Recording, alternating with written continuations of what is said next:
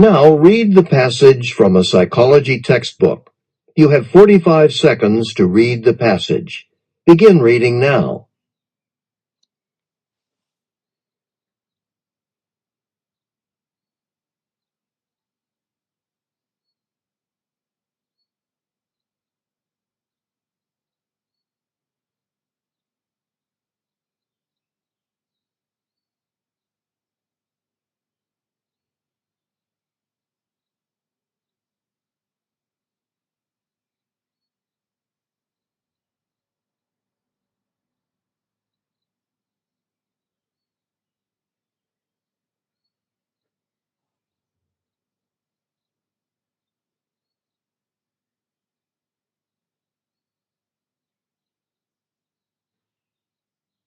Now listen to part of a lecture on the topic in a psychology class.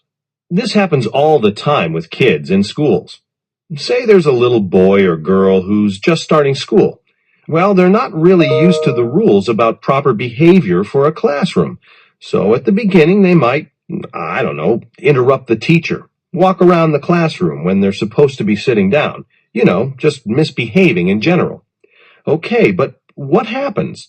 Well, the teacher gets angry with them when they act this way. They might get punished. They have to sit at their desks when everyone else is allowed to go outside and play. And they certainly don't like that. Soon, they'll learn that this kind of behavior gets them in trouble. They'll also learn that when they raise their hand to talk to the teacher and sit quietly and pay attention during class, they're rewarded. The teacher tells them she's proud of them and maybe puts little happy face stickers on their homework. Now that their behavior gets a good reaction from the teacher, the kids learn to always act this way in class and not behave the way they used to. Using the example from the lecture, explain what behavior modification is and how it works. If this were an actual test question, you would have 30 seconds to prepare your response and 60 seconds to record your response. This is a high-level response. Behavior modification is defined as people's changing their behavior based on their experiences about the consequences of their behaviors.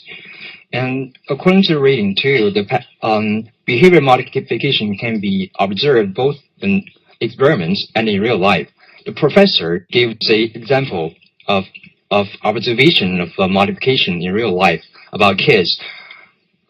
First, when kids first move to school, they do not know the rules, so they do things like walking around when they're not supposed to, or talking when the teacher is speaking. These behaviors will result in punishment, like the teachers reproaching them about how inappropriate that is. And soon they learn to behave better, because if they learn to raise hands or keep silent in class is more pleasant, teachers praise them. Through this, they learn this behavior is better for them.